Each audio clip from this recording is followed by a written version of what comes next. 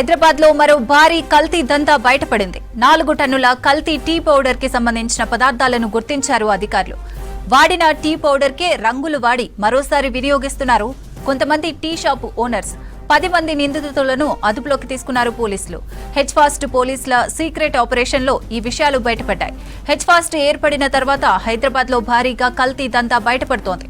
ఇటీవలే 14 టన్నుల కల్తీ మటన్ గుర్తించారు అధికారులు.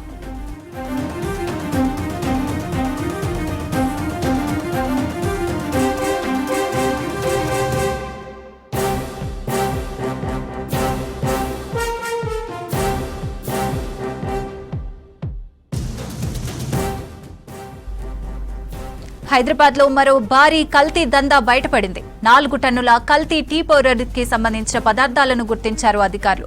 వాడిన టీ పౌడర్ కే రంగులు వాడి మరోసారి వినియోగిస్తున్నారు కొంతమంది టీ షాప్ ఓనర్స్. 10 మంది నిందితులను అదుపులోకి తీసుకున్నారు పోలీసులు. హెచ్ఫాస్ట్ పోలీసుల సీక్రెట్ ఆపరేషన్ లో ఈ విషయాలు బయటపడ్డాయి.